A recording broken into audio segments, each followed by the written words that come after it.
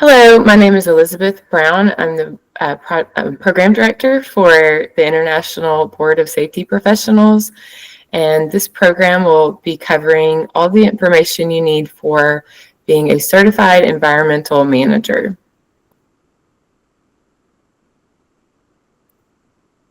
So, environmental manager is a person that oversees and manages a company's environmental policies, programs, and initiatives. Their primary goal is to ensure that the organization complies with all environmental regulations. And the other purpose would be to strive to ensure that the company is not impacting the environment in any way, or is in minimal ways as possible. So this role does require a person to have technical knowledge about what are things that can impact the environment.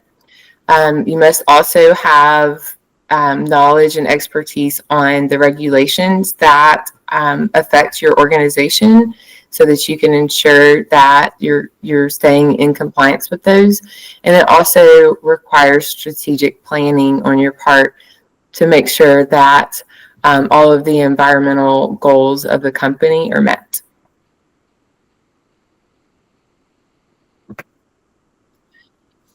An environmental manager is one that would be in charge of or responsible for implementing an environmental management system in the organization.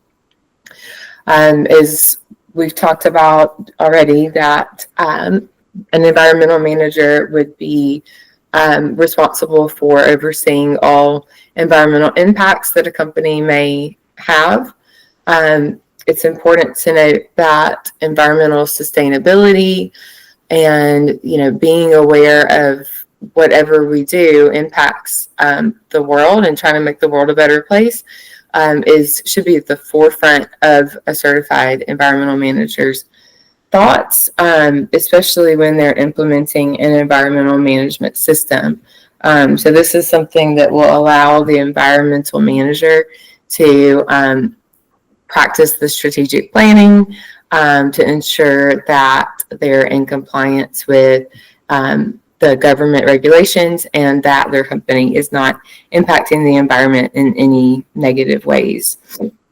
So the environmental management system allows us or provides us a framework to have a written document that we must implement and live by for it to be effective. So this framework of the environmental management system helps companies, like I said, to do the strategic planning, to measure what are their environmental impacts, to ensure that they're complying with regulatory bodies, and that they're following in a systematic way their environmental management program.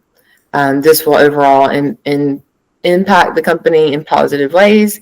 It'll enhance their environmental performance and ensure regulatory compliance. So we'll review the fundamentals of an environmental management system, and again discuss how you can implement this into your practice, and how it will help your company ensure that you're responsible for all of your environmental impacts.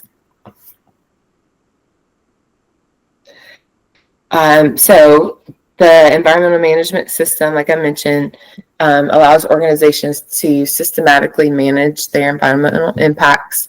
It gives us a structure to recognize environmental hazards. It also gives us a structure to evaluate those hazards.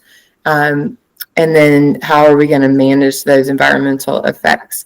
And so I've worked with some companies that really had very minimal environmental impact hazards. They may have some things that affect the land, and we'll talk about the different types of pollutants in a little bit, and how those are regulated. But we've had some that do have air emissions you might have to consider, and are we affecting any the waterways. But most companies have at least a minimal impact in terms of like they're disposing of things that would affect the land, because they might be going to landfills.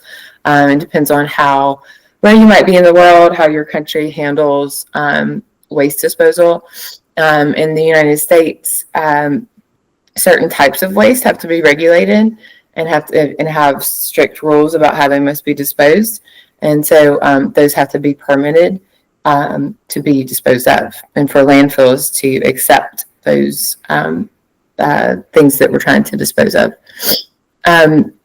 So in our environmental management system, that's just an example of one thing you might be able to recognize might be a environmental hazard. You can evaluate that hazard and then learn through the regulatory compliance requirements how you must manage those hazards. Because the government regulations are there to ensure that we're controlling those hazards in a way that protects the environment. Within this plan, the organization can, and you as the environmental manager, can set environmental goals for your company. Some companies are looking past just pollutant control to trying to reduce their carbon footprint. Some are trying, set a goal of getting to a net zero carbon footprint. Things that are not necessarily required by their government, but things that they want to put in place as an organization. You can put these policies in place in your environmental management system. A key component of your environmental management system is an environmental policy. Excuse me. The policy is a brief and clear declaration that highlights the environmental sustainability commitments of an organization. So this would be, one or two sentences, maybe a short paragraph at most. A lot of times companies will embed their environmental policy in with their health and safety policy. That's a common practice and totally fine. I've also seen policies that include environmental, health, safety, and quality as the company's main initiatives that they strive to seek excellence with. But essentially, if you want to just have an environmental policy, that's fine too. And in this, it is a brief declaration that demonstrates how important environmental sustainability is to the company, and it establishes very high level, guidelines and goals for the company's environmental goals that you then break down further in the full environmental management system. Okay, so just like with any successful program, we must have planning. So this is another important element in the environmental management system. Planning involves identifying the environmental effects of an organization's operations. So that would be looking at the recognition and evaluation stages of your environmental management system. So what are our potential emissions? And a lot of times when we talk about emissions, it's involving air pollutants. What are our waste productions, and what is our energy usage? So looking at all those energy sources, are we using electric energy, natural gas, coal fire, steam, a lot of different types of energy uses. And at this point, in the planning point, it's really just collecting information about what is taking a picture or a snapshot of where our company is now. Where are we now with our emissions? How much water are we emitting? How much, what types of pollutants are we emitting into the air? What's our waste? What are our waste streams? And how much energy are we using? Then as we evaluate these and understand the situation, we can prepare perhaps to set goals to reduce our emissions, reduce our waste production, and reduce our energy use so that we become a more environmentally sustainable company that is wanting to reduce their environmental impact on the world.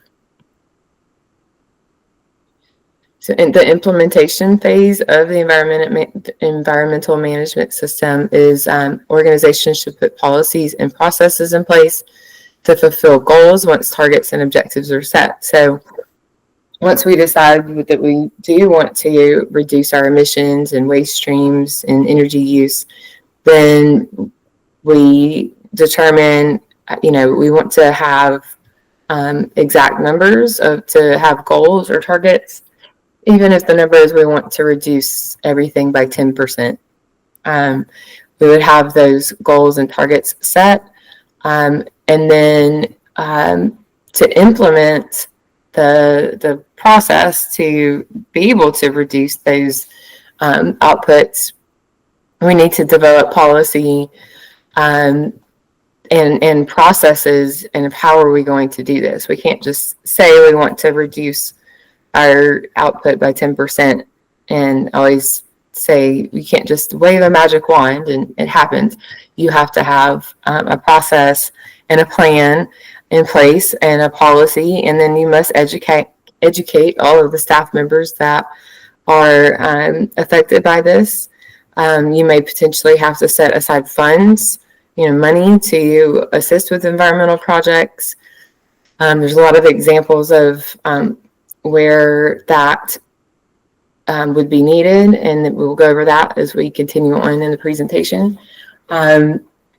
But it might take planning. It might be something that you determine that will be the money will be set aside in a future time for the environmental projects. But regardless, you have a plan, and you've developed policies. You're educating your staff members, and you're working to implement your the processes you need to reach your goals.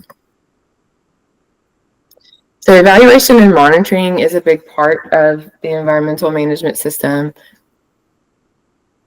We want to evaluate our progress with trying to reach our goals, and this progress may also be monitoring our progress in terms of complying with what our government regulations require.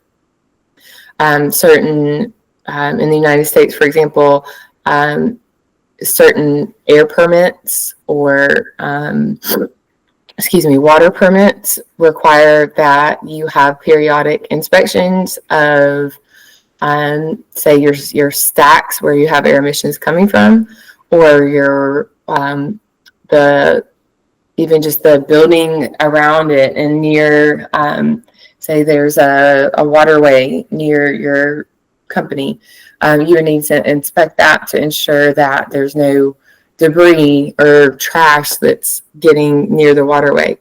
They might also require, the government regulations might also require that audits are conducted, and also analysis, having analysis completed on a water sample once a year, once a month, depending on the permit,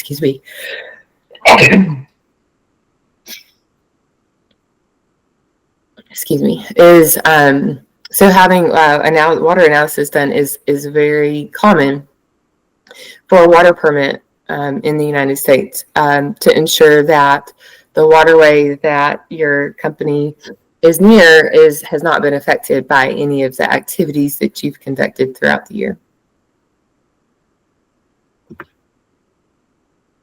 So throughout our evaluation and monitoring, if we identify that there has been a deviation or a non-compliance or non-conformity, then we need to ensure that we have processes in place to quickly address these issues.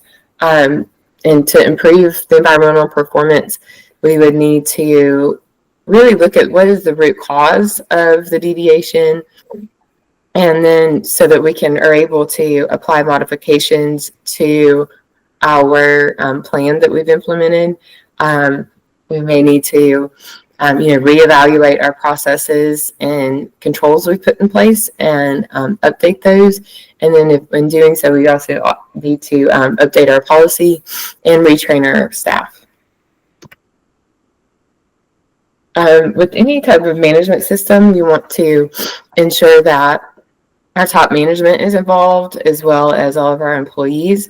But we want to make sure that top management is reviewing the plan at regular intervals, and they should, look at how effective it is, and they themselves would ask questions to use the certified environmental manager and request modifications if anything's needed.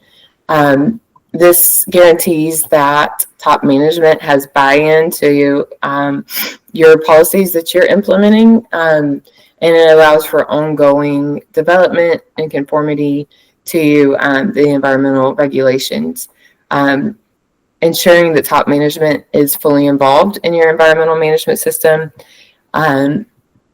also helps your top management understand what the issues are, and will help you as the environmental manager with ensuring that you get the funding you need for the projects that you're requesting. So let's just look at this word environmental compliance. It's kind of a broad term that covers a lot of environmental sustainability goals. It requires meeting different legislations or government regulations that cover different aspects of the environment. So just in the United States, we have EPA, or the Environmental Protection Agency. We also have the Clean Air Act, the Clean Water Act, RCRA, the Resource Conservation and Recovery Act, and the Stormwater Clean Water Act. That's just kind of a short list of the very common ones. So compliance is, rules that we have, standards. These are standards, government standards and government regulations are considered like law. So you must comply with those, or your company would be not in compliance. And typically the highest level official at the company could be held legally liable if for not complying. That tends to come in the form of very high monetary fines. But there has been company owners that have done some what we consider egregious acts that have gone to jail for those things that they've done to the environment. So all of the compliance can be compliance with your own policy, so your policies, your requirements, or it could be compliance with your state or regional or whatever national government you might have, what their laws may be around environmental protection. So compliance with any type of government law is not just mandatory, but like I mentioned, non-compliance can have a big drain on resources, as well as, of course, if we're not complying, we can be destroying the environment that we want to ensure that we protect, to make sure that we all have a lovely world to enjoy one day, and our children do, and their children do. So in addition to fines, like I mentioned, people can serve jail time.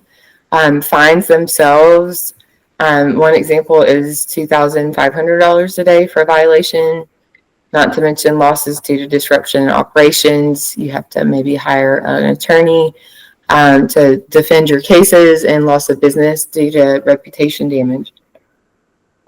It's common that you'll see if a company is affecting the environment in a negative way, that goes, the news starts to cover it, and there's a bad reputation for that company.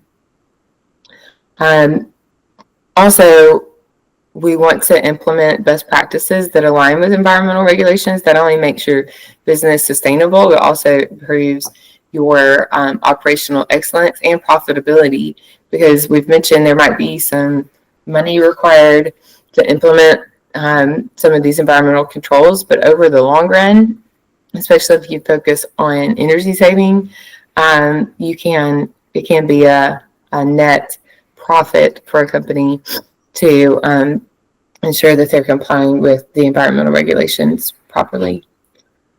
And in terms of the fines themselves, where we are in America, our state environmental protection agency has fines that if you have a barrel of waste. We had a client experience this.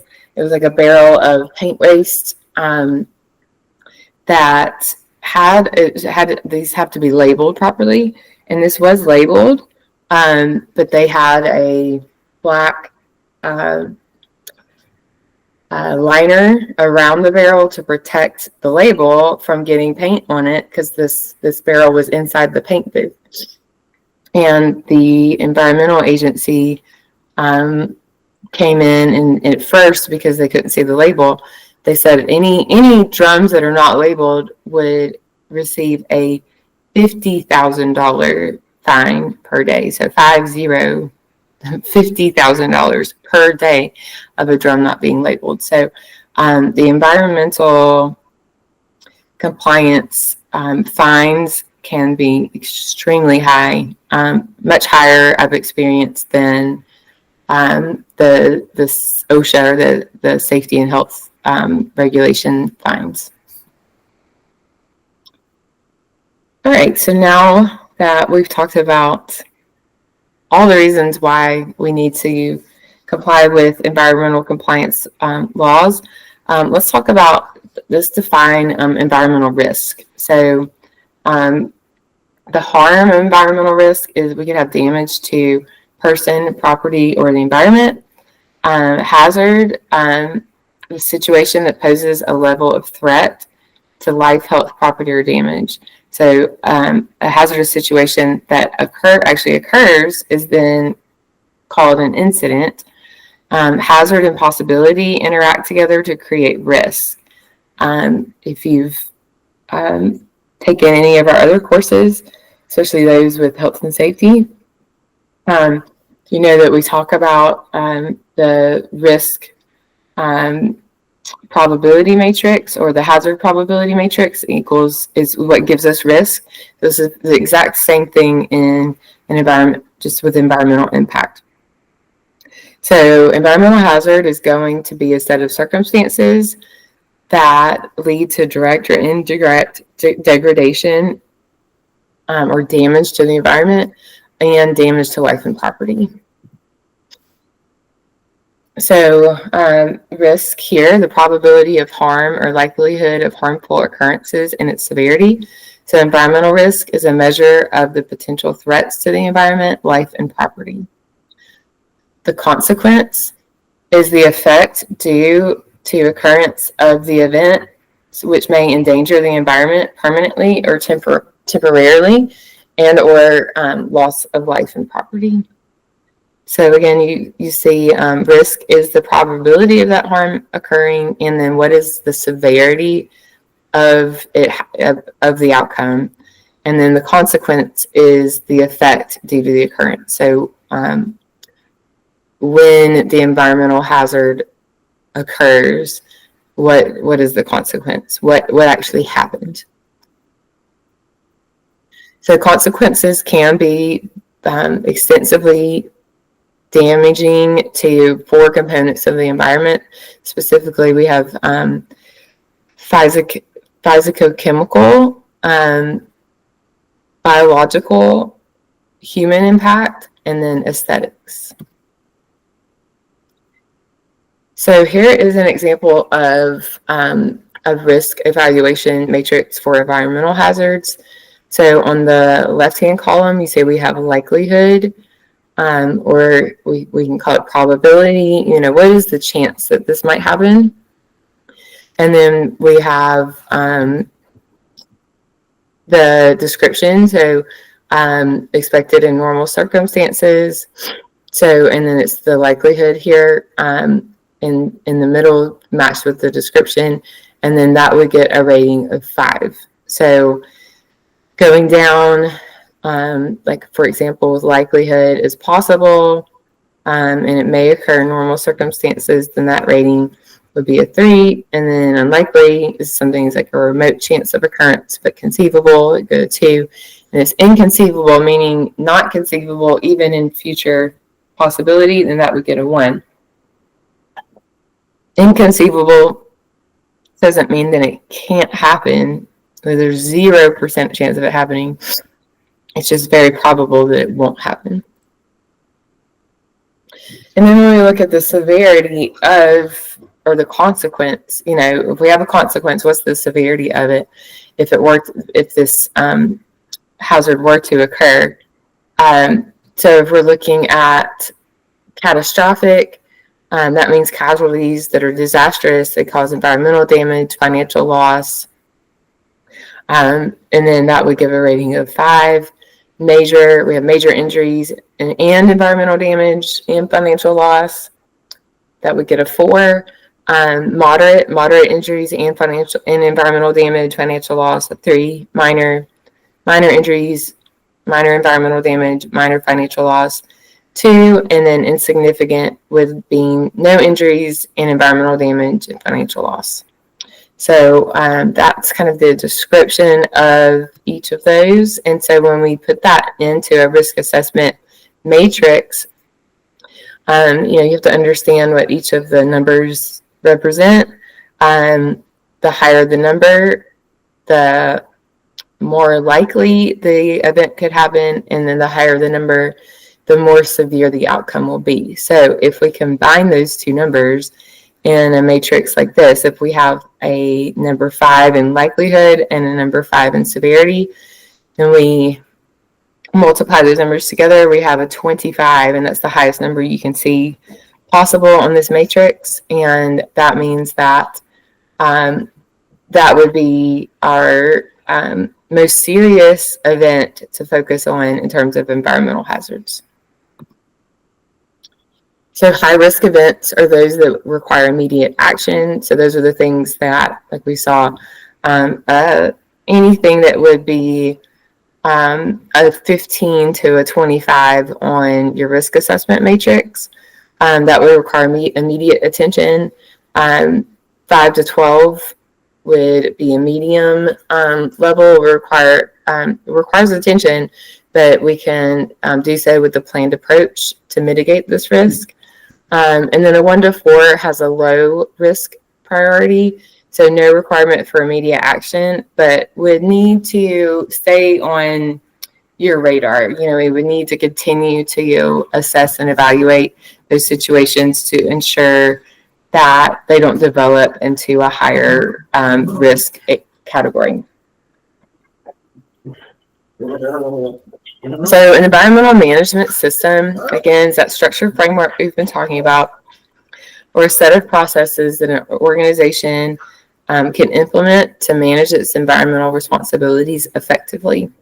One of the most widely adopted environmental management systems that's used globally was developed by the International Organization for Standardization, or ISO. And the ISO number for environmental management is 14001.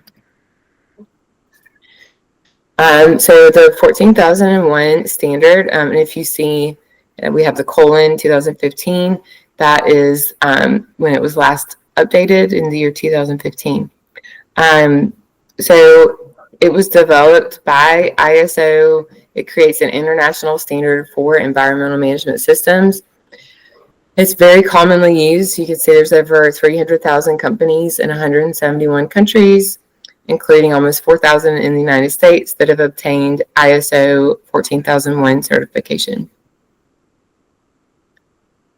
So it's highly regarded. It's a very commonly used environmental management system.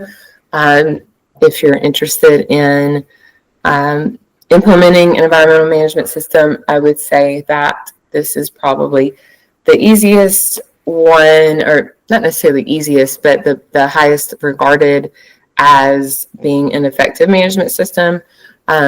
You can find the ISO 14001 full document on how to implement these systems on their website.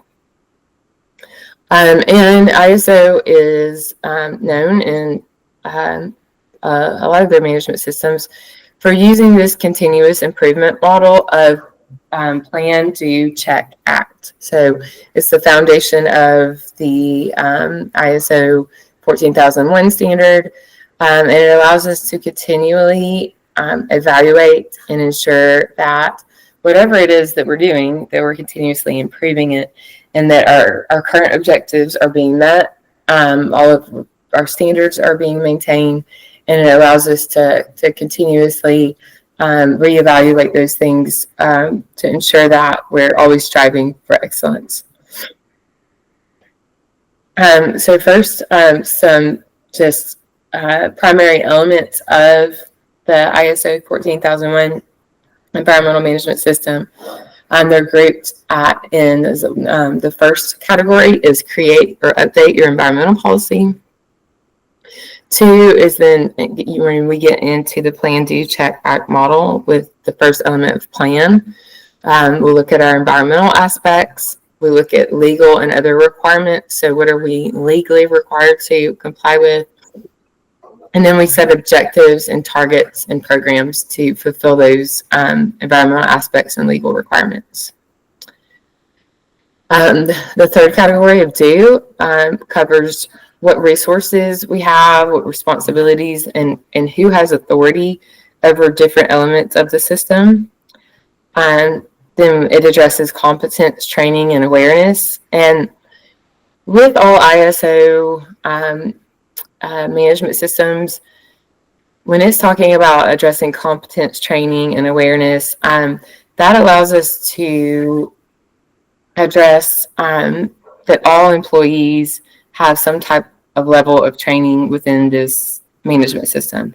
So, certain employees will need to have a very high level of competence, which would include more training, but some employees may only need to have an awareness level about certain aspects of our program.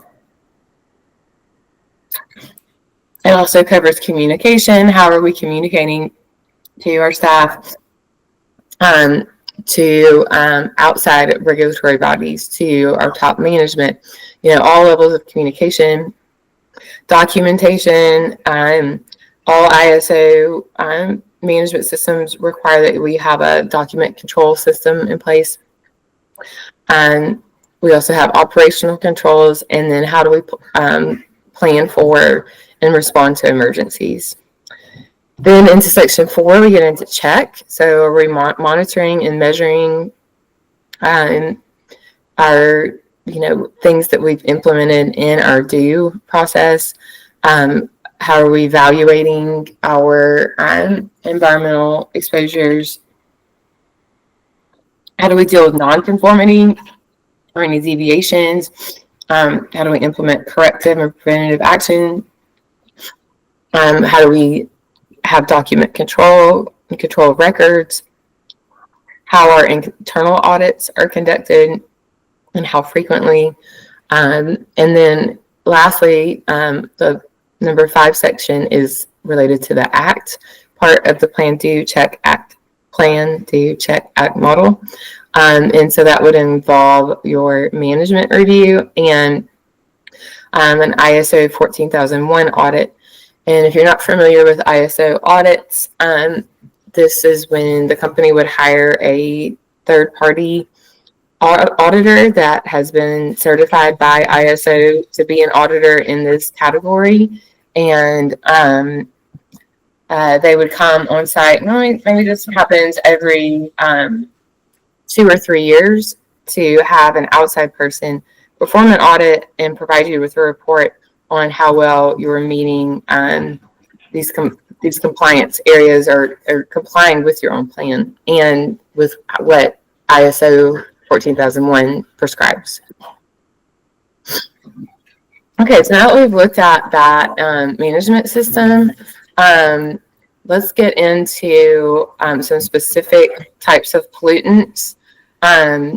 We've got air emissions monitoring. So monitoring is a general term for ongoing collection and use of measurement data or other information that assesses performance against a standard or status concerning a specific requirement. So in the United States, the EPA, or the Environmental Protection Agency, has air quality regulatory requirements. And there are two basic types of monitoring that are required based on, that have two different functions. So it's kind of based on what types of pollutants you may have at your company. So ambient air quality monitoring is the first type. It collects and measures samples of ambient air pollutants to evaluate the state of the atmosphere as compared to clean air standards and historical information. And then we also have stationary source emissions monitoring, which collects and uses measurement data from individual stationary sources of emissions. So like facilities, manufacturing plants, processes, emission control devices, like device performance, things like scrubbers and different types of filters that we might put in any type of system, a bag house, things like that might help control what is getting emitted into the atmosphere. So these are evaluating the effectiveness of this equipment. We have the Clean Air Act in the United States that defines the national ambient air quality standards and also determines what types of emission monitoring is required. And so these all can be found on the EPA.gov website for more specific information about each of these standards. But for example, there's one on national emission standards for what we call HAPs, or hazardous air pollutants. There's also all the information on compliance assurance monitoring, Title V permits, and Title IV permits. So those are all things to look into more about air emissions and Clean Air Act. So EPA has numerous ambient air quality monitoring programs related to that regulation that we saw on the last page. The most basic is the Ambient Air Monitoring Program, which collects national air quality data on specific pollutants such as carbon monoxide, different types of oxides of nitrogen, ozone, lead, and then just PM or particulate matter. Both particulates with aerodynamic diameters below 10 micrometers and aerodynamic diameters below 2.5 micrometers, sulfur dioxide, and then VOCs, or volatile organic compounds. So if you have any type of process in place that emits any of these pollutants into the air, then you would be required by EPA to have ambient air quality monitoring program in place. This program is carried out by EPA, but also by, in the United States, each individual state has their own environmental management agency. And also, like where I live, our county has its own local air pollution agency that dictates what type of air permit a company may need. But all of this overall oversight and guidance is provided by the national or government agency of EPA. Stationary source emissions monitoring are provided to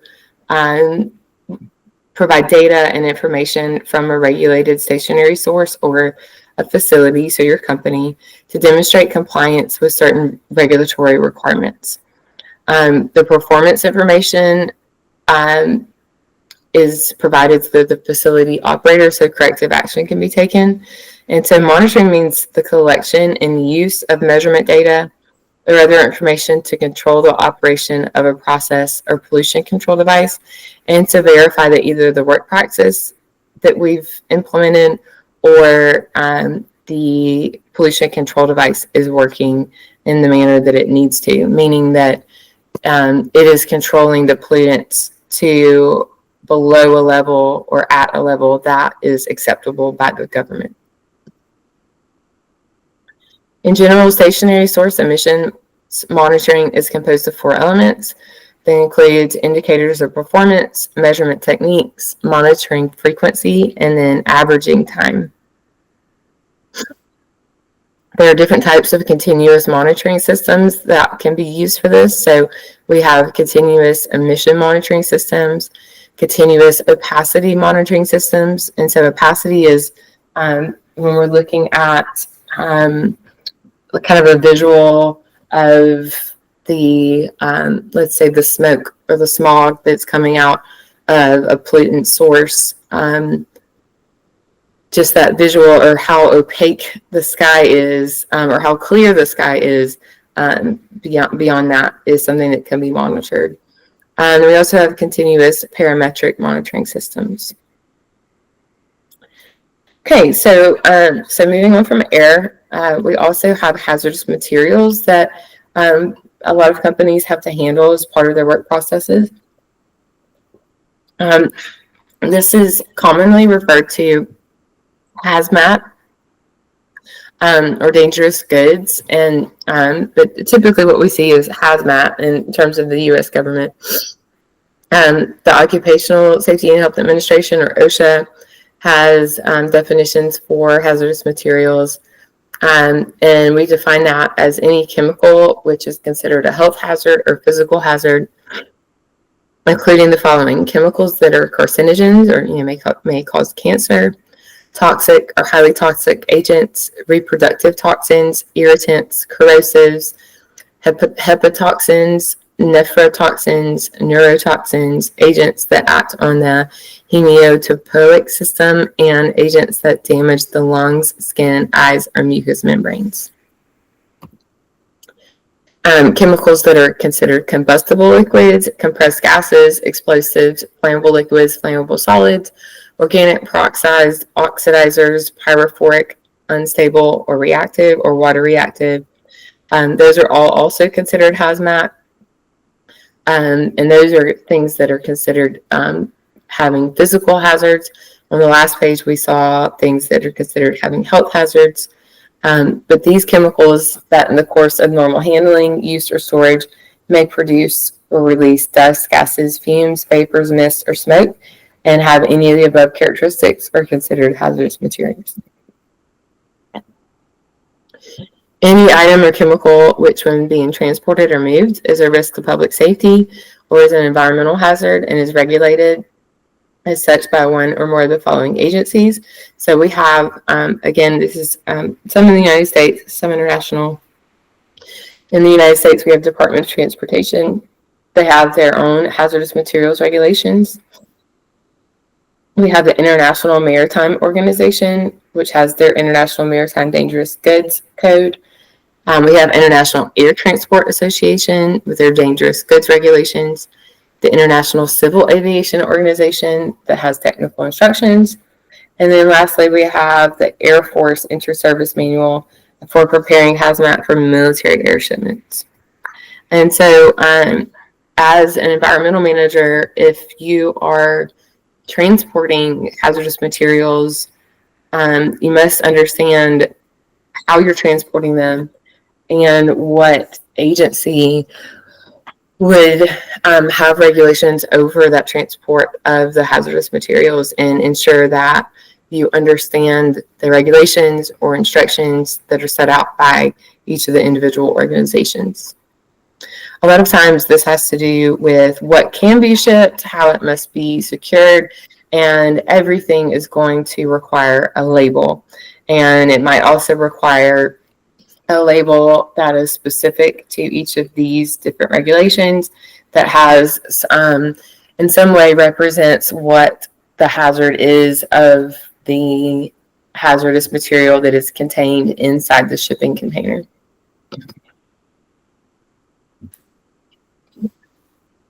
All right, so let's talk for a minute about what is environmental sustainability. We want to maintain the Earth's natural resources as much as possible because we want to, it's for our own benefit and for the benefit of our future generations. So this is what we mean by environmental sustainability. We are a society that consumes a lot of natural resources, and right now, in general, as a whole, throughout the world, we're consuming these natural resources faster than nature can replenish them. So to be environmentally sustainable, your company and you have a choice to reduce the amount of natural resources that we use or become more efficient with our natural resources. So reduction is just the process of lowering the overall quantity of resources that we use for different reasons. And this is particularly important for resources whose use has unfavorable side effects, such as has pollution that we emit or we release hazardous components. So by reducing how much we use, we're also reducing our environmental impact in two ways, right? We're becoming more sustainable environmentally, and we're not also reducing how much pollution we emit into the world. So why is environmental sustainability important? It's important because our world does depend on these key natural resources, and we want to make sure that there are enough resources for our future generations to be able to use. It becomes crucial to strike a balance between, we've got a growing population in the world that is still consuming, placing a strain or a burden on consuming these natural resources. And again, there's a limited amount of these resources available. The fact that industrial operations harming the environment can reduce available resources is another difficulty. So a good demonstration or example of this is the use of farmland to feed an expanding population. More agricultural land is needed. Several factors, including industrial activity, resource waste, pollution of the land and water, and unsustainable agricultural methods can reduce the productivity of our currently farmed land and can cause that land to not be as fertile. So then we can't farm as much out of that land, and it could potentially become useless.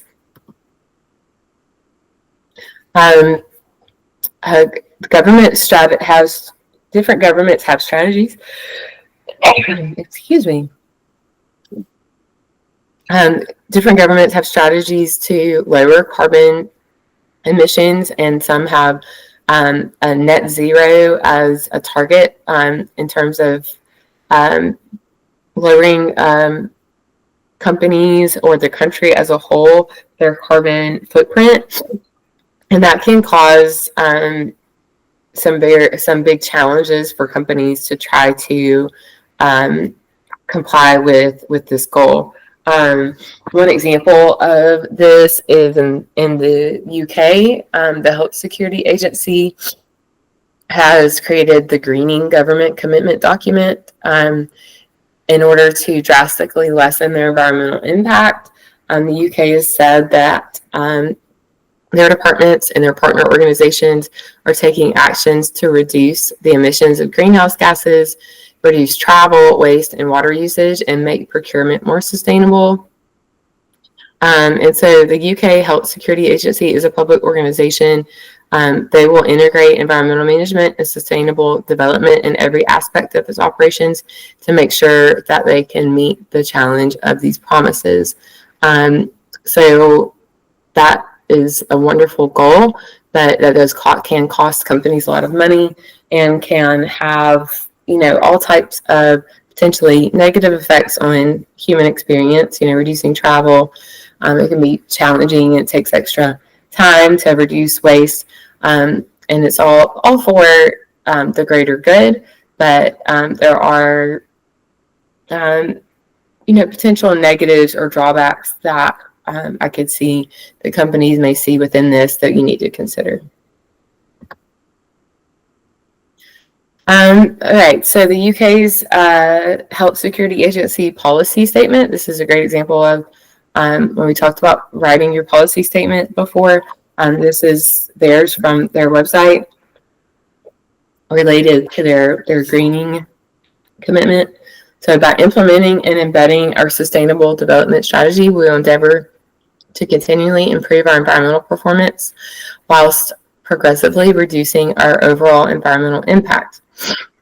And then they go on to explain how they will do that, so that we will ensure compliance with all relevant UK government environmental policies, legislation, and guidance, ensure that sustainability is considered in all UK HSA policy decisions, identify, assess, and manage environmental risks to our staff and others affected by our activities, advocate the health co-benefits of a sustainable healthcare system by providing scientific expertise, leadership, and guidance to our stakeholders, focus on the way we do business, including our role in coordinating science, policy actions, and advocacy in this area, undertake environmental compliance audits to ensure the organization is meeting its legal and environmental management obligations. This continues on the next page. We'll minimize our carbon footprint by the government's and our own net zero carbon strategy by, if needed, creating and putting into practice strategies for water, waste, energy, transportation, and procurement. Put control measures in place to prevent pollution from our estate. Assess and include sustainable options for all new and refurbished developments as an integral part of our estate strategy. Expect our suppliers and contractors to demonstrate a high standard of environmental performance and social value.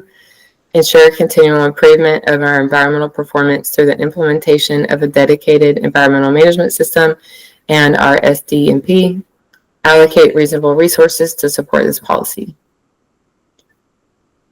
So as you can see, that's a good example of, while it's a public organization, of what a company's environmental policy may look like. It gives very high level, broad goals that your environmental management system will then further discuss it with more detail on how you're going to implement those goals. We can look at some ways that we can sustainably manage our resources.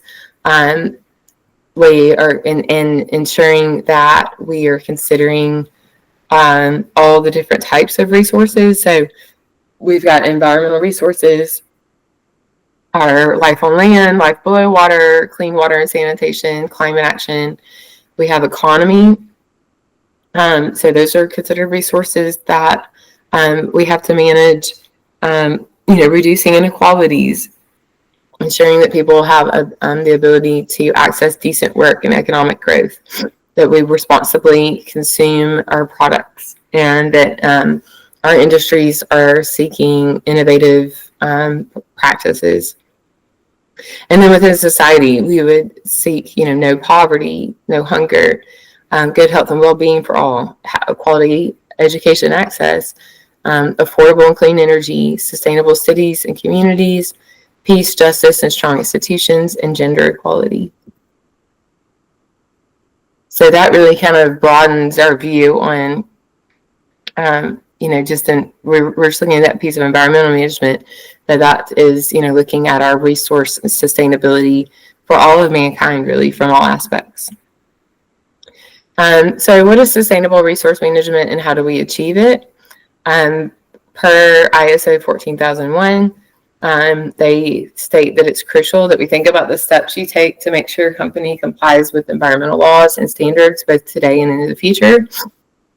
As more businesses start to pay attention to the environmental impact they leave behind, this is a point at which sustainable resource management becomes relevant.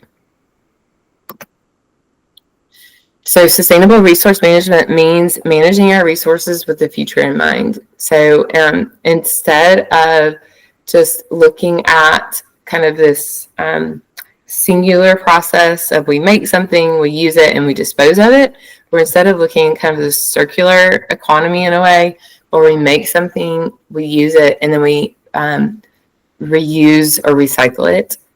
So these are some key ways that we must consider. Maybe you have a procurement department and we look at the materials we're procuring, but we want to look at the whole life cycle of the materials we procure, the materials we make, and then if we can move away from disposing of that material at the end of its current life cycle and find ways to reduce that disposal, reuse it, or recycle it, then we're moving more towards a sustainable resource management process. So sustainable resources are classified as natural resources that are renewable and can be replenished at the same rate or faster than they're being consumed. So for a natural resource to be sustainable, excuse me, it must be renewable and managed responsibly. So some examples are using something other than fossil fuels as a fuel source. So hydropower, solar power, and wind power are examples. So the benefits of having sustainable resource management is beyond making sure we're complying with environmental law. Our company can have a better reputation. The practicing sustainable resource management lets your clients and consumers know that you're taking significant steps to make a positive environmental impact. It allows them to be confident that your organization is putting the planet first, and people may be willing to invest time and resources into becoming sustainable. So that can be a key factor in having a better reputation as a company. Which would then allow you to acquire more business. So it allows consumers to have trust in your organization, that you're upholding environmental standards for you and for them and for the future of the world. So with the knowledge that you're considering your organization's impact on the environment, this can open up business opportunities for your company. Sustainable resource management can be cost effective and can have long-term cost savings, in the long run. When we are able to use renewable resources, there might be an upfront cost to implement these, such as installing wind turbines or solar panels, but in the long term, there will be cost savings that will be a return on your investment of implementing those, the money invested to install the wind turbines or solar panels. Also, we can have less waste, so when it comes to being sustainable, it's sometimes helpful to start small. Small actions like controlling our litter and waste by having designated recycling bins, implementing a cycle to work program, attempting to maximize material utilization in your processes can demonstrate that your company is just as environmentally sensitive on a smaller scale as it will when it starts to implement larger scale renewable energy programs like implementing solar panels for your energy use. So again, looking to go towards a circular economy instead of an economy where resources are manufactured, consumed, and then just disposed of. We want to have our resource, we want to manufacture it, have its consumption and use, and then recycled in some way. And many companies are finding ways to do that with plastics, as we have, a big issue with plastics being disposed of, and they don't break down, or they don't, or it takes a very long time for them to break down. So they're filling our landfills, they're getting in our waterways. So instead, many companies are finding ways to recycle plastics. I actually have a backpack that was made with plastic bottles. So, they're finding ways to take plastics and make it into other useful items that can be used for a long time. Additionally, so again, here, this diagram is great in showing a linear economy that's kind of been what a lot of companies and consumers have used in the past, versus the circular economy. So where in our linear economy, you see the large arrow of natural resources going towards use, and then a large arrow of the same size arrow going towards the landfill or to an incinerator. Whereas our circular economy, those arrows are small amounts of natural resources are going to use, because we're able to reuse or recycle those natural resources, and can go back into use as in a circular way over and over and over, so that we have just a small amount of items that we may need to go to landfill or to incinerators. So how do we achieve sustainable resource management? Starting with a sustainability policy, along with your overall environmental policy, can help you to plan exactly how your organization wants to achieve environmental sustainability and resource management. It allows you to consider what areas your organization needs to focus on to become more sustainable. And with that, you can plan the exact steps you need to take in order to achieve these goals.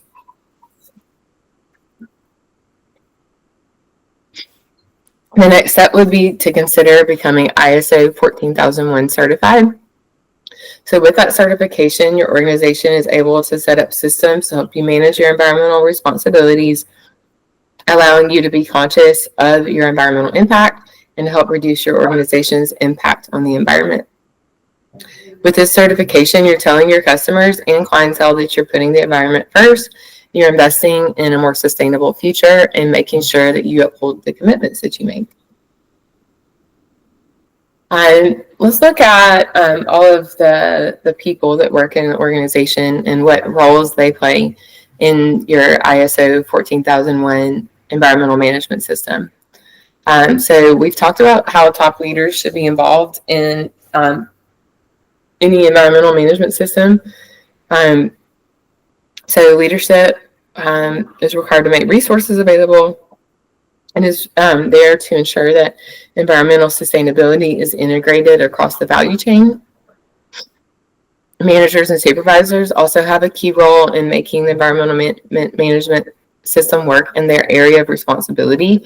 So they must understand the policies and the procedures you have in place, because you as the environmental manager, only one person, or maybe you have some people in your department, but you need to ensure that you're delegating tasks and ensuring that managers and supervisors are doing their part in your environmental management plan. Also, all employees and contractors that come on your site must have some level of environmental awareness and understand just your general environmental rules, so that they're not doing anything to impact the environment in a negative way.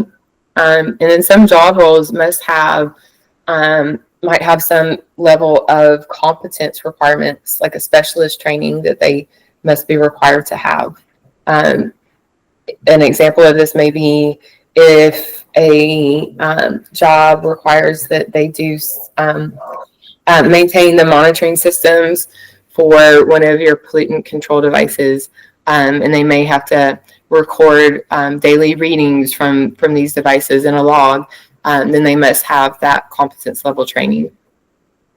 And then we can all agree that effective communication can be a challenge. George Bernard Shaw here has a quote that says, "The single biggest problem in communication is the illusion that it has taken place." effectively, right?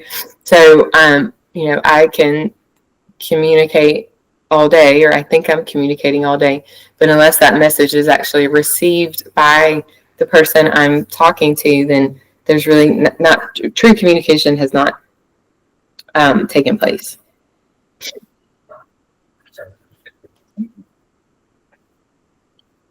Our sustainable business practices and corporate social responsibility are also some things we need to consider as an environmental manager in the modern world.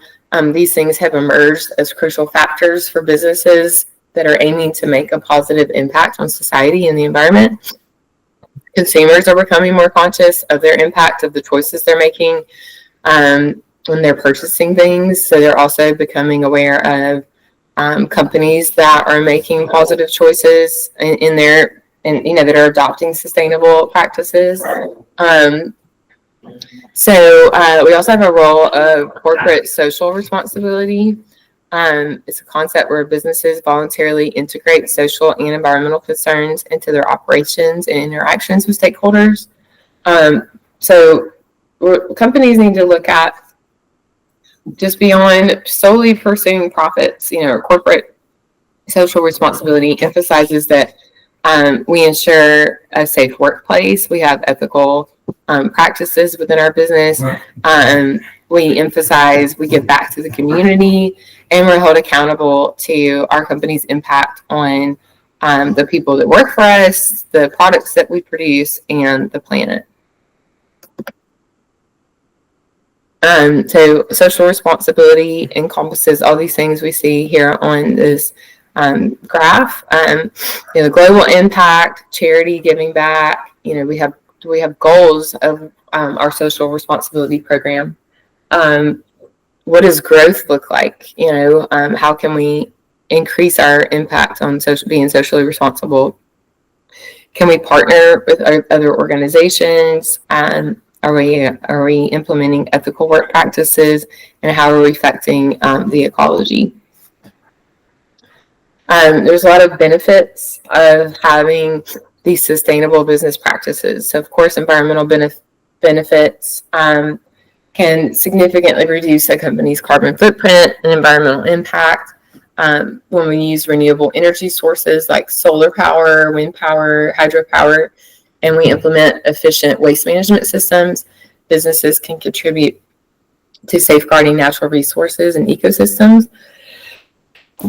We also have social advantages. So ensuring we have sustainable business practices, we're supporting local communities, we're promoting fair labor practices, and we prioritize employee well-being, which provides improved social outcomes. Companies that engage in socially responsible practices foster positive relationships with their stakeholders and gain trust from their customers. Also, we have economic implications. So, contrary to the misconception that sustainability hurts profit or makes you less profitable, it can actually enhance a company's financial performance. By optimizing resource usage, minimizing waste, and improving operational efficiency, businesses can achieve cost savings in the long run. All right, so moving on to look at pollution. We've talked about with being an environmental manager, we have to recognize what are the potential pollutants or emissions that our company could produce. So we must understand that. We must be able to recognize that to then be able to move on and do something about it, right? To evaluate these pollutants and control them.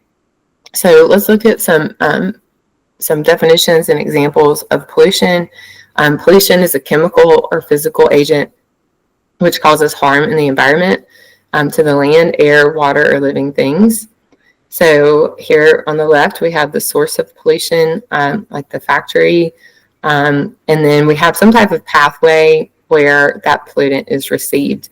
And so as we can see here in this example, we have some type of pathway from the source of pollution to the receptor, which is showing our waterway there, where the air possibly, but definitely the water and living things in the water can be impacted by that pollutant. So the source pathway receptor model is useful for identifying pollution risk and determining controls. So here's a larger example of that pictogram we saw of the source pathway receptor model. So let's look at, here's some pictures to look at that source pathway receptor. In the picture on the left, the source is going to be leaks coming out of this truck that has petroleum in it. It is leaking onto the ground, which can then be the pathway that can lead to affecting our receptor, which would be our groundwater. The same opportunity for that exposure is seen here with these barrels of chemicals. So that would be the source. These are being stored on a palletizer that is meant to collect any drips. So that's an example of a good way to contain that. But you also can see in this picture that the holes in these drums are open. So this still could be a source of pollutant that could potentially overflow that palletizer and spill out. We are on concrete, so that's a good thing that it's not necessarily going to go directly seep into the ground like we see in the left picture. But I do see a drain in the background that if that were to spill out, then that pathway could go into a drain and then again could get into our water system. So those are just some examples. Another, I'll go back to the last page really quick. Another best practice that you'll see when storing drums like this is to, if you possibly could keep them in an enclosed room to where they don't have as much of a chance that, doesn't have access to any drains. Also, like this is exposed to the rainwater that could wash the pollutants off onto the ground and into that drain. So having them covered with a roof and then enclosed with some type of it doesn't have to be a very tall wall, but a wall that would contain, if like all of these drums were to somehow spill open, it would contain all of that so it would not be able to breach out into the environment. So some pollution examples that can affect the water, like we saw in the last pictures, sewage, oils, oil derivatives, fertilizers, pesticides, animal waste, food waste, effluents from industrial processes. So like the water that's coming out of your industrial process in the United States, all of those types of waters must be permitted. Silt and construction dust. So the sources of these can include agriculture, wastewater treatment or the lack of, construction sites, industrial processes, and urban runoff. The effects can affect marine, groundwater, surface water, and sewer systems. It can cause deoxygenation, damage, destruction of marine freshwater ecosystems, acidification, impact on drinking water quality or quality of water for irrigation. Some pollution examples for air. We have oxides of nitrogen, carbon monoxide, hydrocarbons, ozone, particulates, sulfur oxides, and others. Sources include transportation, buildings, construction sites, industrial processes, and agriculture, like burning for land clearances, for example.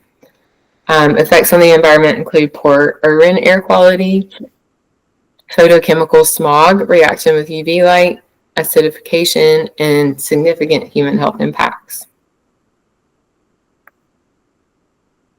Land pollution examples: oils, asbestos, solvents, radioactive substances, heavy metals, and persistent organic pollutants. Sources include like old industrial sites, or what we consider brownfield cleanup sites, in particular places where combustion has occurred, chemical storage sites, old landfill sites. A lot of materials could have leached into the soil or the earth in these areas, which can cause soil contamination of groundwater and aquifers, which has a potential of impacting our drinking water supplies. And then some pollutants can even enter the food chain through uptakes by crops and other mechanisms. Something that's become more commonly discussed is climate change. And so we want to look at how can we adapt to climate change or also mitigate climate change. So mitigation means we're taking actions to avoid or reducing our use of greenhouse gas emissions. And then small and medium-sized companies in climate change mitigation would focus on replacing our normal energy sources with renewable energy and being more energy efficient with our energy use, our waste management and recycling programs, low carbon products and services, sustainable use of land and forestry, and then climate change adaptation or actions to adjust to the current and future consequences of climate change. Small and medium-sized businesses in climate change adaptation can focus on climate resilient production, efficient use of resources, biodiversity conservation, products and services to manage climate impacts. When these two circles come together, like a Venn diagram, the energy and water conservation will occur. Climate smart infrastructure can be utilized, and providing education and upskilling for your employees also helps the overall impact on climate change. We have 5 innovative strategies to minimize loss and damage from climate change. Climate change is threatening vulnerable communities through Asia and the Pacific. To minimize losses, 5 key strategies should be pursued. So, for example, like some of the impacts that are occurring in 2022, floods in Pakistan cost the economy $30 billion. In 2018, Cyclone Gita caused damages equivalent to 38% of Tonga's gross domestic product. So these are devastating impacts that are occurring. So climate impacts are not only causing extreme events, they're also caused by slow onset climate trends. So, for example, in Fiji, coastal erosion is causing villages to relocate to higher grounds. So the science is clear that without deep cuts in emissions and improved adaptation processes, these impacts will just continue to amplify. And the most vulnerable people, such as rural farmers, fishers, and informal workers in cities, will be the most impacted. So the 5 innovative strategies to minimize loss and damage from climate change are listed here. First, adopt people-centered approaches in understanding climate risk. Non-economic losses are often overlooked, but they reflect the intersection of people's relationships with the environment and society. So to understand climate risk, it's critical to understand people's sense of loss and to co-produce strategies to minimize these. Second, adaptation pathways should guide decision-making. Adaptation entails adjusting long-standing developmental processes in institutions that may be no longer fit for the purpose in a changing climate. So we need to develop in a participatory manner adaptation pathways that help us understand when an adaptation needs should happen. And this involves starting small and preparing for change to be implemented at key moments as climate changes. Third, we want to increase investments in ecosystems and nature-based solutions. So compared to climate change, human uses of the environment are often more responsible for stresses in vulnerable ecosystems. So in like riparian and wetland ecosystems, human diversions of water are often a larger driver of change than climate change. So in coastal areas, Poorly sited and designed structures can have a bigger impact on erosion than sea levels rising. So we need to be aware of when we're designing buildings and infrastructure, that we're doing so in a way that honors the environment and the ecosystem and is not causing damage. Fourth, investments in human and social development will be critical to reduce vulnerability to climate risk. Climate risk is shaped by environmental and sociocultural processes. For example, the effects of climate change on hunger is due to many co-drivers that increase vulnerability, including marginalization of women from decision-making households and secondary malnutrition due to lack of access to quality water supply. So we need to make investments in ways to reduce these vulnerabilities to climate risk. Fifth, we want to establish systems to continuously learn from and innovate from the experiences gained in implementing adaptation solutions on the ground. So a key limit to adaptation in any given place is simply a lack of knowledge about what can be done effectively to reduce climate risk, which is continuously changing. All right, so we want to engage stakeholders in sustainability. Our stakeholders include our customers and business partners. We want to value our shareholders and value our employees, and consider what our value is to society. So are we doing anything to help solve societal issues through our business activities? Are we respecting cultures and customs? Are we considering, obviously our environmental impact, and how are we affecting the global environment? Are we conducting our activities so that they're being done in an environmentally friendly manner? So we want to be a contributor to maintaining and restoring the Earth's self-recovery capabilities instead of being a part of the problem. We want to engage our external stakeholders in sustainability, ongoing engagement through formal and informal reviews, having conferences, and actively involving our external stakeholders, as well as giving them annual feedback, are key ways to do this. We also want to ensure that we're informing our contractors that we have through our contractor management program.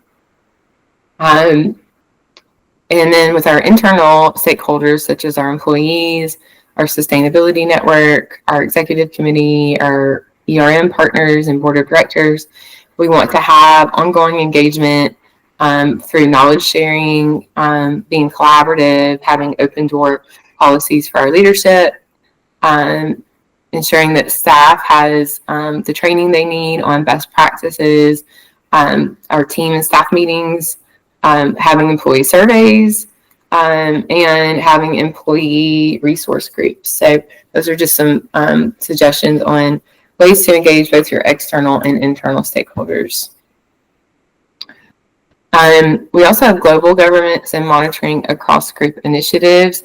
So we can ensure that we have ensure our compliance with all regulatory agencies that have requirements related to this by engaging all of our stakeholders, from our customers, business partners, and our shareholders and investors.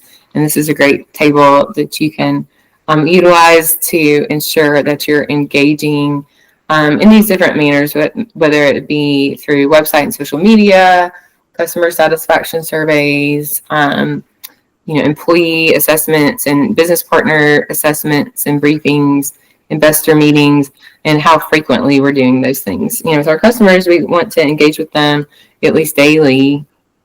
And then some of the other aspects, such as our business partner engagement, may be more appropriate to do so annually.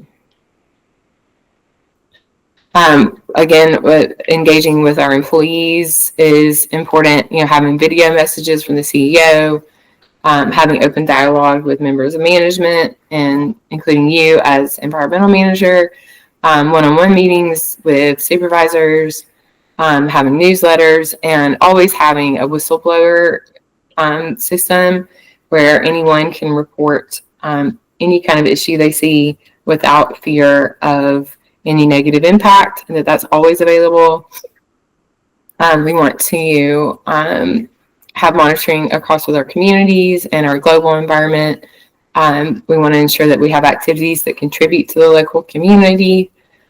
We can have these activities through trade associations, and then having volunteer activities as well for our employees that help contribute to zero carbon society.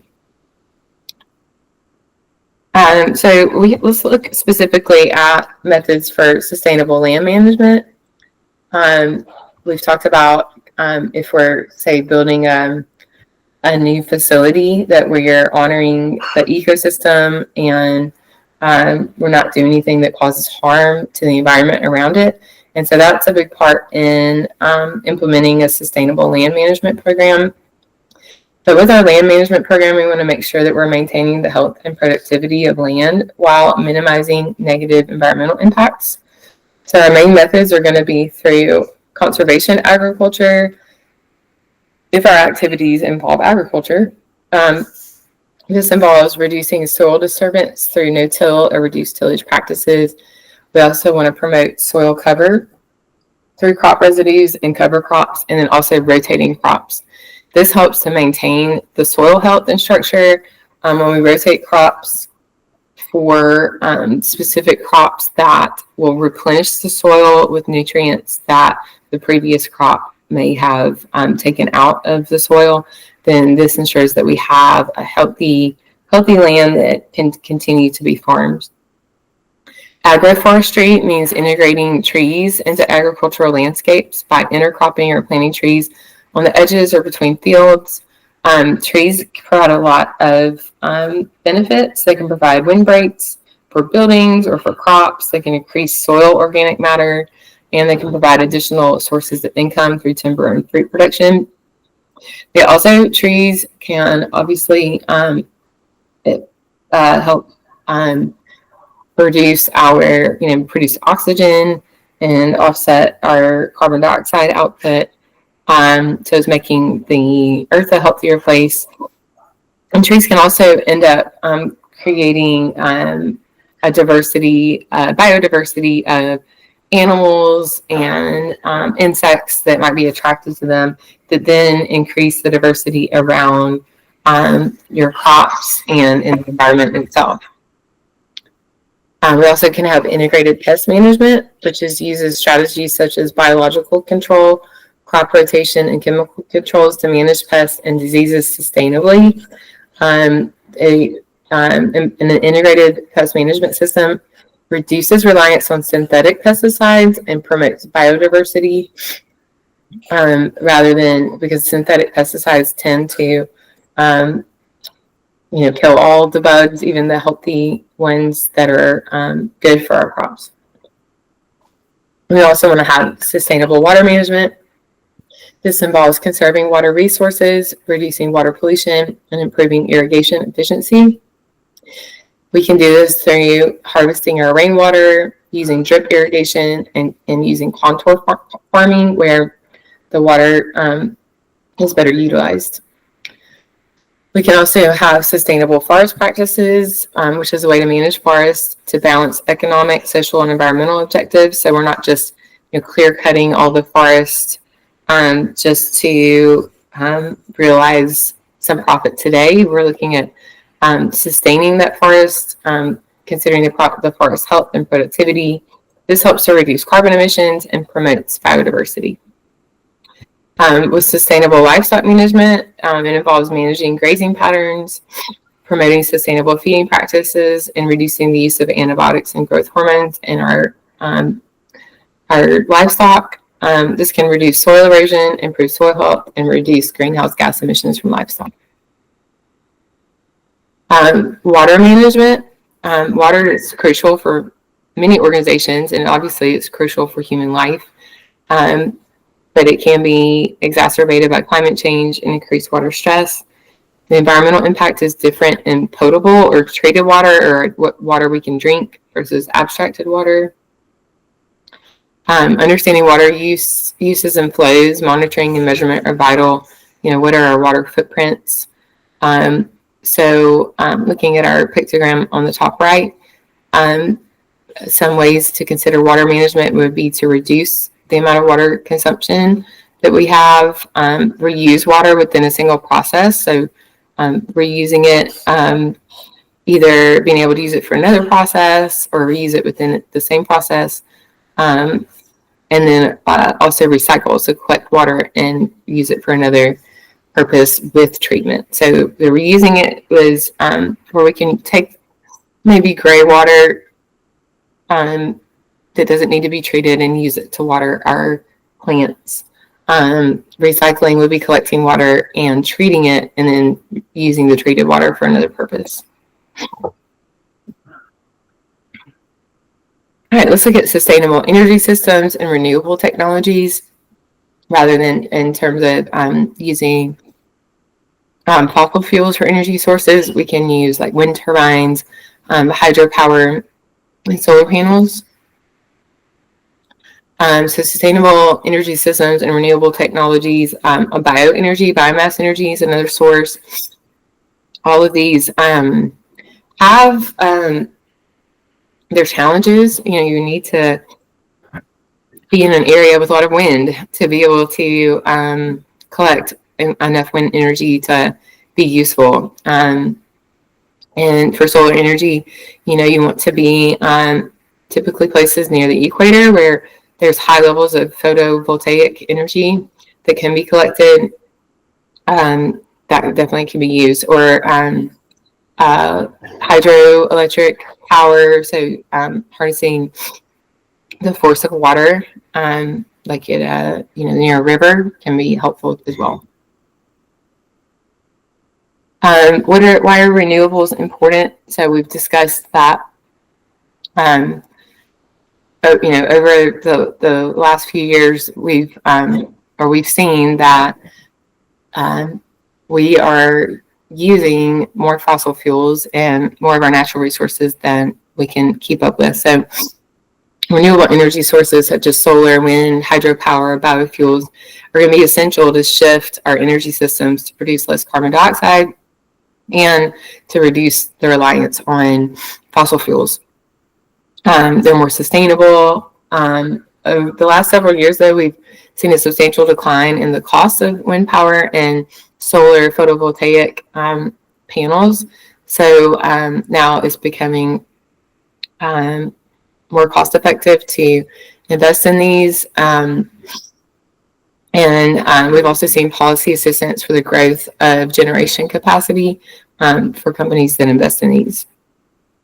So the role of renewables in clean energy transition is that they are key factors in preventing the rise in average global temperatures from exceeding 1.5 Celsius, and using the renewable energy sources in transportation, heat, and power sectors. Renewable energy sources enable nearly total decarbonization of electricity generation and net zero emissions by the 2050 scenario. And meanwhile, considerable emission reductions in industry, buildings, and transportation are also made possible by using these renewable power sources and transportation fuels. So we're seeing a pretty strong change towards more vehicles becoming electric powered too. Sustainable energy systems and renewable technologies. You can see that there are net renewable electricity capacity additions of technology from 2017 to 2024, and how these are growing year over year. You can also look at the growth in regional demand for oil-based petrochemicals since 2019. You can see that in China and North America, that our demand for these has increased from 2019 to 2023, whereas in Japan, Korea, Europe, and the Middle East, the demand is decreasing. We can look at our sources of methane emissions from in those time periods as well. The largest coming from wetlands, second is agriculture, and then third is from energy sources. Fourth is waste. So these are all things that we can do something about. So types of renewable energy, as you see here in the picture, we have some pictures of solar panels. So we can collect the sunlight, and it can be stored in kind of these large storage banks that can be saved for later. We have geothermal energy, hydropower, marine energy. Marine energy, one example of that is collecting the wave energy in the ocean, solar energy like we see here, and then wind energy from wind turbines. An example of positive ways that these have been utilized in the United Kingdom, they've hit a major clean energy milestone recently. They passed the 1 trillionth kilowatt hour of electricity generated from renewable resources.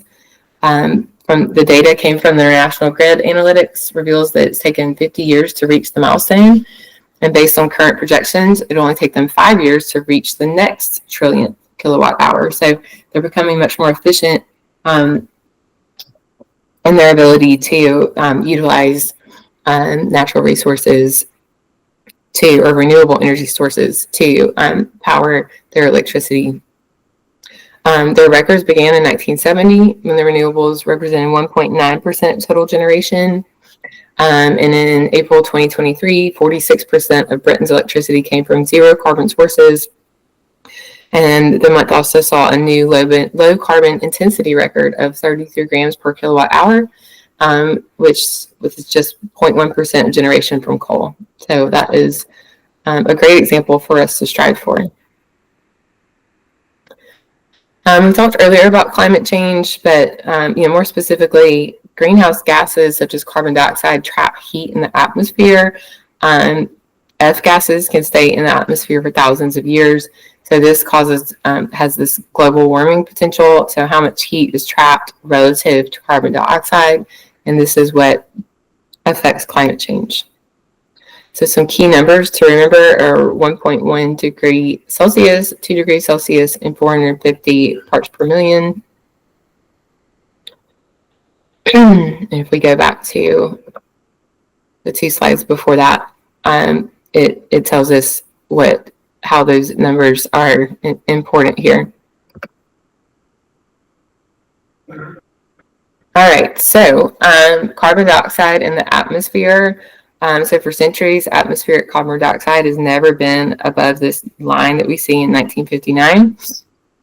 But all of a sudden in 1959, since then we have, excuse me, peaked over that level of parts per million to over 400 parts per million. So you can see that the levels of carbon dioxide have increased significantly in the past 60 years. Causes of climate change, examples are deforestation.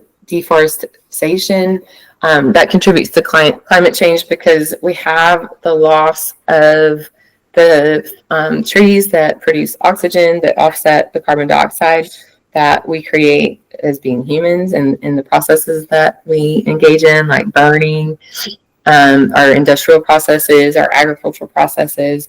So that change in how we use the land also can cause a large amount of greenhouse gases to be emitted. Climate change impacts, we saw some devastating effects and some examples a few slides ago, but a lot of natural disasters are being seen more frequently and more intensity. Volcanic eruptions, hurricanes, cyclones, wildfires, and earthquakes. We also have stresses on our waters to where temperatures are rising and causing stress, as you can see on this map here. The areas that have the dark red and the kind of lighter red are extremely high and high baseline water stresses, and definitely areas of concern. The World Wildlife Federation Living Planet Index shows biodiversity status of different ecosystems across the globe. And as you can see here, that index level is decreasing. So the less biodiverse an ecosystem is, the less healthy it is. With our energy management, we want to optimize our energy use and reduce the demand of our energy. So some examples would be in transportation, using electric or hybrid vehicles, using vehicles that are more fuel efficient, training drivers on best practices for fuel efficiency, and also creating schedules and delivery efficiency algorithms that utilize the vehicles in the best manner so it reduces energy.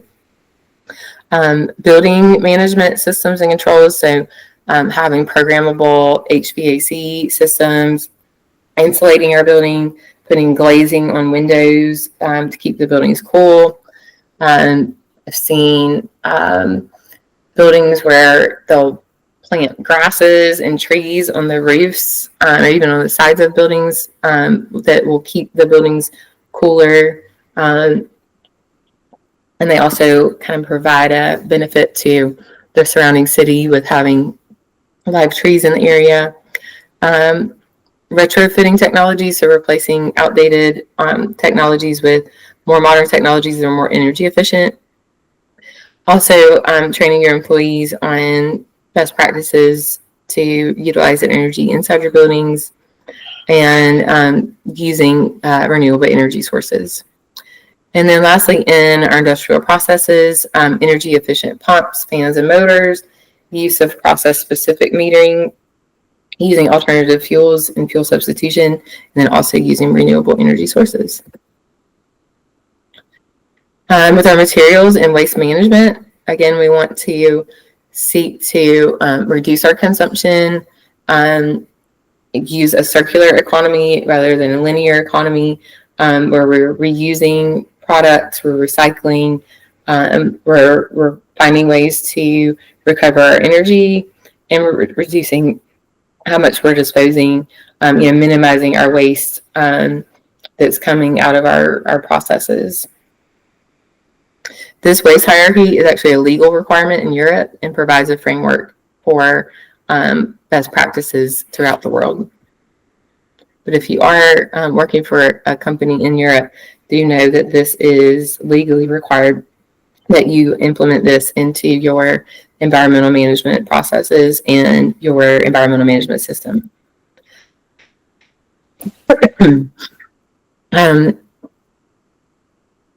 With water management, we have this water hierarchy here as well, where we want to reduce our water consumption. We want to reuse water whenever we can, so reusing it within a single process, or harvest water for another process without treatment. And then lastly, collect water and use it for another purpose with treatment, so be recycling the water.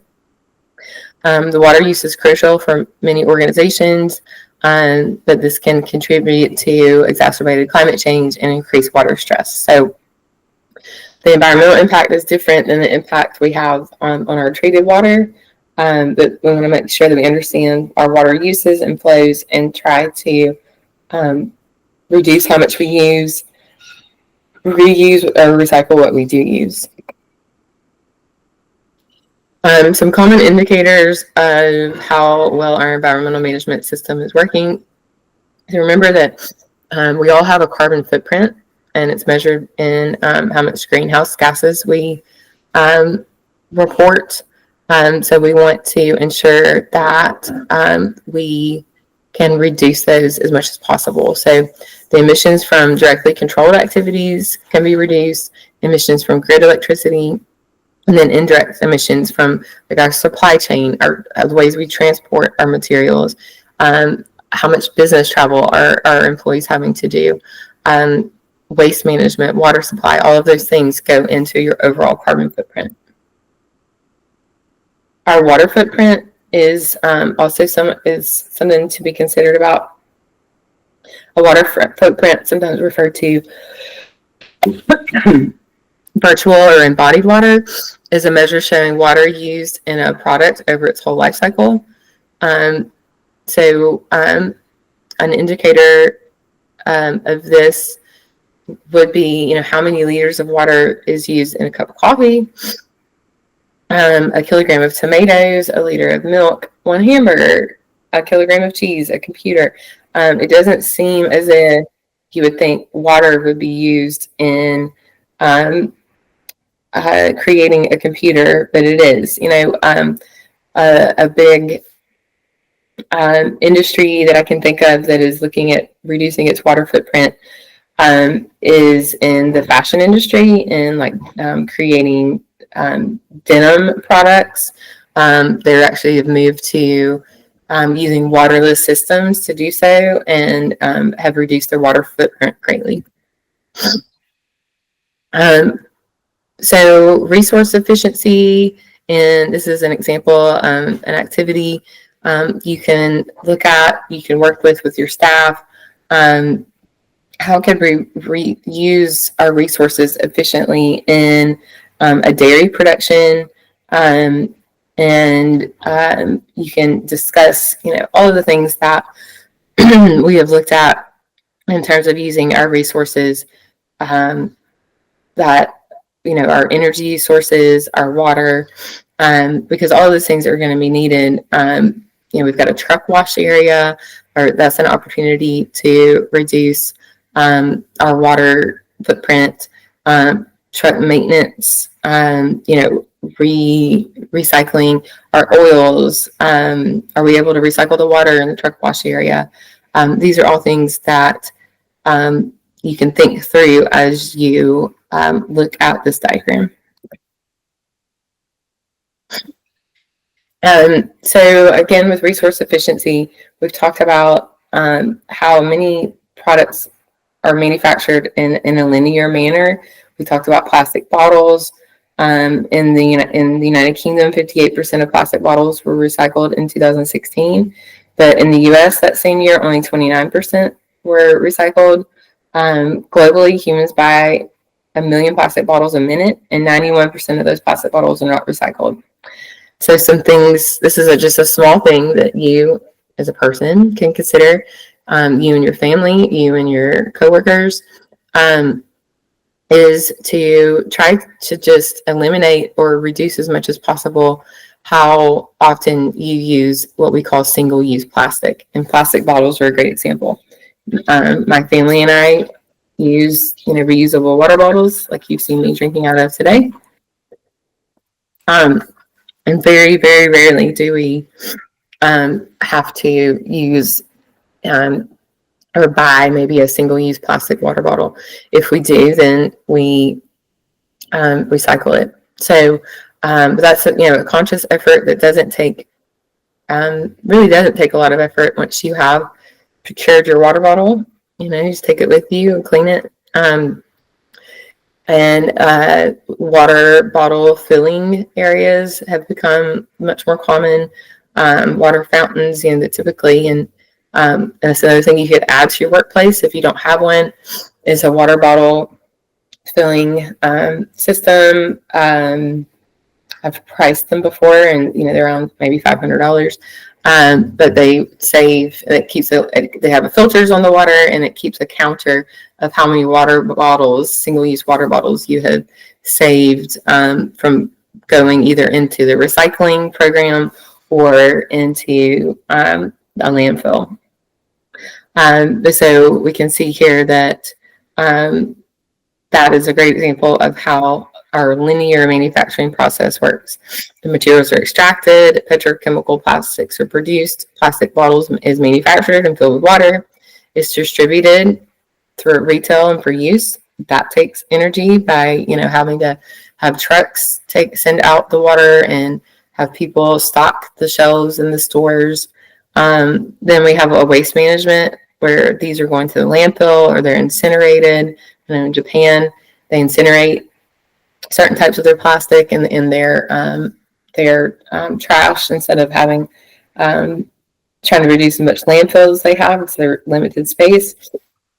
And then recycling programs, which also have energy production requirements. So all of that can be eliminated if everybody just has their own, reusable metal or glass water bottle that they can refill over and over. I've had this water bottle for probably 10 years.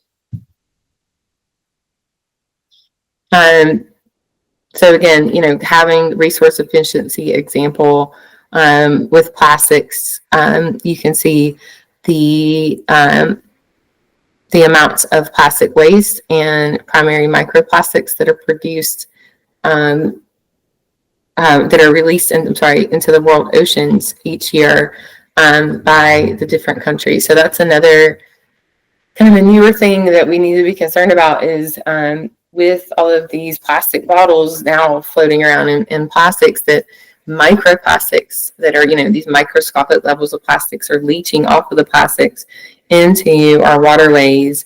And I read somewhere that the average human has a credit card sized amount of microplastics floating around in their body. So it's yet to be seen what health effects this can have on human beings, but I cannot imagine that it's positive. So, let's challenge unsustainable behavior. So if we're always done things in a certain way, I challenge you and your staff to look at ways that we can become more environmentally conscious. And it can be something as simple as buying everyone a reusable water bottle, or it could be something as more comprehensive, as we see here, being a site manager at a construction site. There are many environmental issues and potentials here, like leaks of stored oil, noise complaints from residents, dusty vehicles, tracking dust down the road. When a rain event occurs, that's a lot of dirt that could be run off and erosion that can occur. There's a lot of exposed metal from the rebar that also can cause hazardous effects to the waterways. So there's a lot of potential challenges here. So I challenge you to consider, maybe take a pause on the presentation or take notes for later to consider how would you address these challenges, and who would you challenge to help you? So consider the leaders within your company and employees that you manage, and how could you take the environmental management system that you either have in place or you're going to implement and apply it to this specific situation. We talked earlier about the importance of communication. And so when you're thinking about that construction site example, and you want to engage employees in this initiative, some skills and abilities to engage employees are going to be very important. So communicating is most effective when you have data to use to show improved performance and you celebrate that performance. So when we do that, people are motivated when they show that what they're doing makes a difference. Sending out serious messages don't have to be boring. Put yourself in your employee's shoes or your audience's shoes. How would you best respond to this information? So that's going to depend on who you're speaking to. If you're speaking to your board of directors, they're probably going to respond best when you tell them how much money you saved them, right? Or how much money you avoided in preventing fines from occurring. Employees, again, will probably respond best if you can demonstrate to them that their efforts and what they're doing does make a difference. You can use, be creative, use simple but streamlined designs. Try to avoid using slang or jargon in your language. And again, understand who you're talking to and what tone is going to be most effective. Understanding people's individual motivators or drivers is also key for effective sustainability communication with employees and contractors. So, adults want to know, what's in it for me? Why should I do this? Why should I use this reusable water bottle, right? It does take a little bit of extra effort, but maybe making sure they understand what's in it for them and understand how they can contribute to improving a bigger problem and make a difference, then that can really have you get some buy-in. Also involving people in program improvements, making sure everyone has a voice, get people to provide their ideas and use them. That also shows that what they do and what they say matters. And ensuring that the message that sustainability is everyone's responsibility, that we all play a part in the future of the environment and the world, will be helpful in kind of changing the culture within your company. An effective way to communicate to employees is through toolbox talks. And these are something that little small, 5 minutes or less, a little talk on a sustainability issue, an environmental impact, anything that is under your environmental management system, you can break down into these smaller, short 5-minute talks that give an overview of the issue or maybe your policy you want to review. It also discusses the role that the employees and contractors play in it. And then it also has an opportunity for discussion. So you're doing this in small groups. I find that an effective way to do toolbox talks is for you as the environmental manager to have your own toolbox talk with your supervisors and other managers that manage small groups, and then they implement their own, take that same message that you gave them and give that out to their employees. Doing this in small groups is kind of the most effective way to implement that. All right, we've talked a lot about monitoring, reporting, and evaluating our environmental sustainability. So ways to do that, we've got to look at our airborne non-viable particulate monitoring, viable contaminant monitoring of surfaces, temperature and humidity monitoring, airborne viable contaminant monitoring, viable contaminant monitoring of personnel, and then pressure differential monitoring. So those are all things to consider when you're revising or writing your environmental management system, that you're effectively evaluating and monitoring all of your aspects of environmental sustainability. Other types of environmental monitoring would include air monitoring. We talked about the different types of air monitoring that can be utilized to ensure that your pollution control methods are effective. Your soil monitoring, doing grab samples and composite sampling of soil to make sure that there hasn't been any acidification, biodiversity loss, compaction, or contamination has occurred. Water monitoring may also be needed. Again, this all can be voluntary on your part as a company, but a lot of environmental regulations require that you perform these monitorings as well. Some techniques of environmental scanning and monitoring, we've got filtration, sedimentation, electrostatic samples, impingers, absorption, condensation, doing grab samples, and then composite sampling.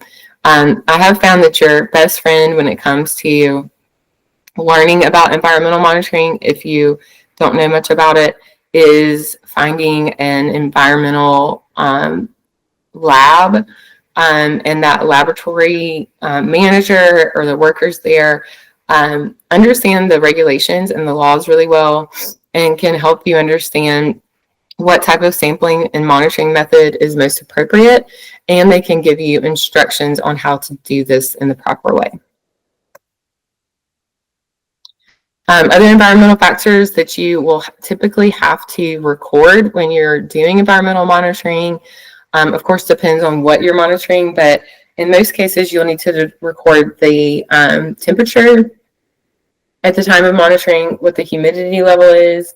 You may have to record airflow, power, or the smoke or the opacity that you're that you see.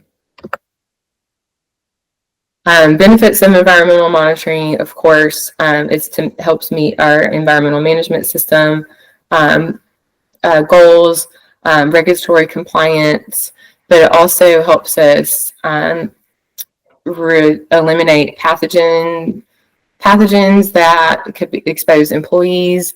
It can validate cleaning protocols and sanitation procedures. It can determine the need for plant maintenance. It can evaluate the facility's hygienic design. It can also function as an early warning system that we need to put better or put other controls in place. It increases our reliability, can streamline our workflow, and it can reduce IT costs if we're putting in environmental, automated environmental monitoring systems. Okay, that is the end of our Certified Environmental Manager training. The International Board of Safety Professionals, we thank you for your time today, and we wish you good luck in your endeavors in helping to protect the environment. Thank you.